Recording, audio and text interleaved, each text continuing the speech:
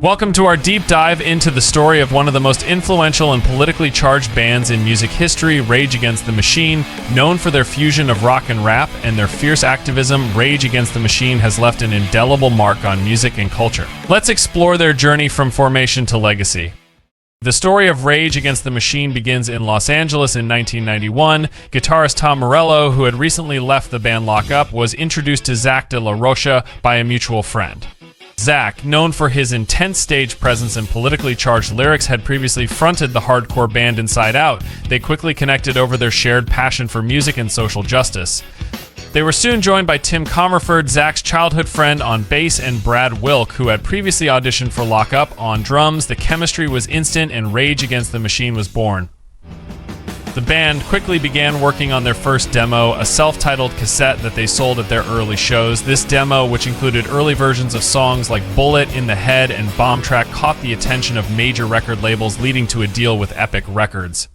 From the start, the band's dynamic stage presence and Zack's fiery vocals set them apart. They drew influences from diverse genres, blending the aggression of punk rock with the rhythmic and lyrical complexity of hip-hop, creating a sound that was entirely their own. Tom Morello's innovative guitar techniques, including his use of feedback, tapping, and unconventional tunings, added a unique dimension to their music.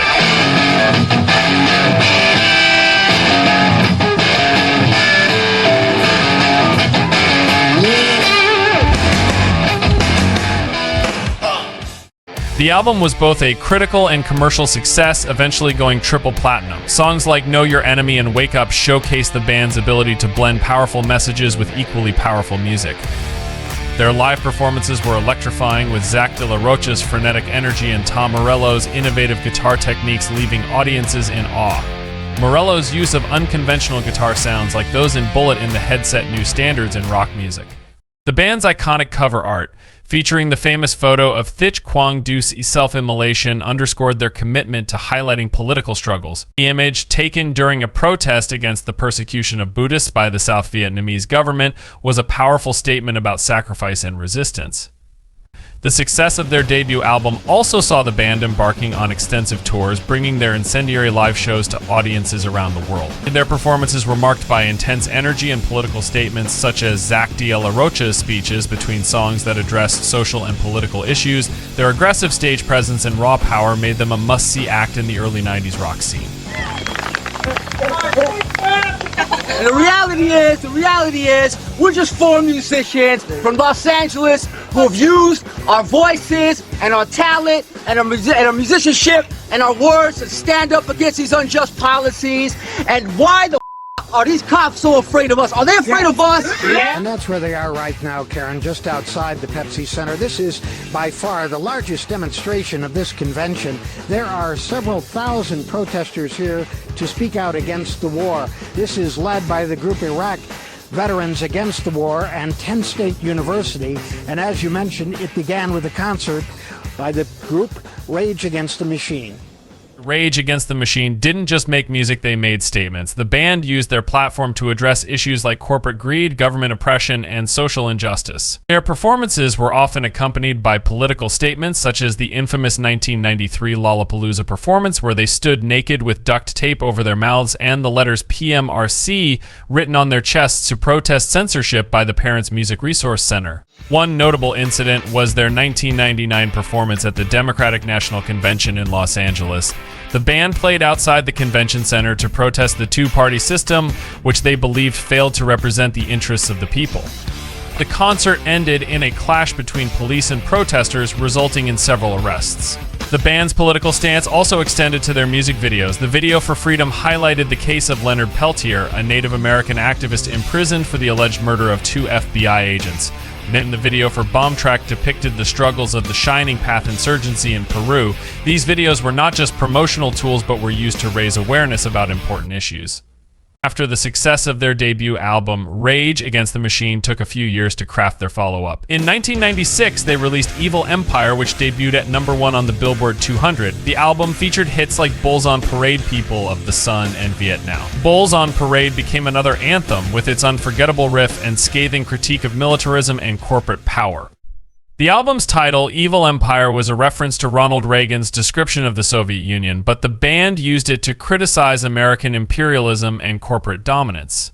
Songs like Down Rodeo highlighted economic disparities and racial injustices, continuing the band's tradition of politically charged lyrics. In 1999, the band released The Battle of Los Angeles, which also debuted at number 1. The album included hits like Guerrilla Radio, Sleep Now in the Fire, and Testify. The music video for Sleep Now in the Fire, directed by Michael Moore, famously caused the New York Stock Exchange to shut down briefly as the band performed on its steps. The album's themes included media manipulation, police brutality, and resistance to oppression. Guerrilla Radio was featured in the popular video game Tony Hawk's Pro Skater 2, bringing the band's message to a new audience. Despite their success, internal tensions led to multiple breakups. In 2000, after the release of their cover album, Renegade's Zack de la Rocha announced his departure from the band, citing creative differences and a breakdown in communication. Renegades featured covers of songs by artists like Bob Dylan, Minor Threat, and Afrika Bambaataa, showcasing the band's diverse influences. The remaining members formed Audioslave with Chris Cornell of Soundgarden, releasing several successful albums. Audioslave combined elements of both bands, achieving critical and commercial success with songs like Cochise and Like a Stone. They performed the first American rock concert in Cuba in 2005, making history. Meanwhile, Zack de la Rocha began working on solo material, collaborating with artists like DJ Shadow and Trent Reznor. Although an anticipated solo album never materialized, his sporadic releases and appearances kept fans hopeful for a reunion. Zack also joined forces with former Mars Volta drummer John Theodore in a project called One Day as a Lion, releasing an EP in 2008. Despite all these gigs and word of a new album, no recordings appeared. In 2016, Morello, Wilk, and Commerford joined forces with Public Enemy's Chuck D and Cypress Hill's Be Real to form the supergroup Prophets of Rage. As 2019 came to a close, Rage kicked off a new decade with more reports of a comeback. Coachella appearances were confirmed, but plans were halted by the COVID-19 pandemic. In June 2020, as protests against police brutality broke out around the world, Rage's albums returned to Billboard and streaming charts. Rage Against the Machine's legacy is one of fierce political activism, explosive performances, and an unwavering commitment to challenging the status quo through their music. Their impact on the cultural landscape remains as relevant and powerful as ever. Thanks for watching. If you enjoyed this video and want to see more content like this, don't forget to hit the like button and subscribe to our channel. Turn on notifications so you never miss an update.